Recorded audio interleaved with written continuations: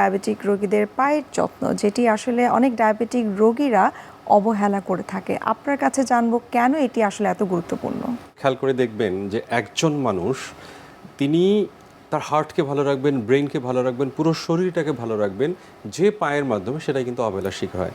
Particularly diabetes রোগীদের ক্ষেত্রে অবহেলার শিকার একটু বেশি হয়ে থাকে এবং দেখা যাচ্ছে যে এই জায়গাটা আমরা একটু গুরুত্ব দিতে চাই। কারণ একজন সাধারণ মানুষের যতগুলো পা রিলেটেড জটিলতা হয়, ডায়াবেটিস রোগীর ক্ষেত্রে তার 3 গুণ বেশি হওয়ার ভয় থাকে।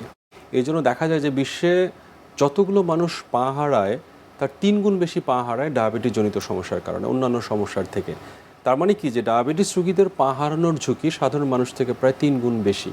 সেজন্যই আমরা আসলে ডায়াবেটিস রোগীদেরকে সবসময় উপদেশ দিয়ে থাকি, পরামর্শ দিয়ে থাকি যে আপনার পাটি কোনো অংশে কম গুরুত্বপূর্ণ নয়, এবং আপনি যখন এটার যত্নের ঘাটতি করবেন, সে আসলে বসে থাকবে না এবং একটা সময় তার পায়ের সমস্যাগুলো তৈরি হবে। সমস্যাগুলোর মধ্যে সবচেয়ে প্রাথমিক পর্যায়ে যেটা হয়, ডায়াবেটিস রোগীরা অল্প আঘাতেই কিন্তু ঘা হয়ে যায়। এবং আপনি জানেন যে ব্যাকটেরিয়ার অন্যতম খাবার হচ্ছে চিনি। সে যখন আঘাত পায়, কেটে যায়, ছুলে যায়, সেখানে তো ব্যাকটেরিয়া দ্রুত এসে বংশবৃদ্ধি করবার চেষ্টা করে, কারণ উপযুক্ত খাবার তো তারা আছে, সে কারণে তার সহজে ঘাটা শুকাতে চায় না।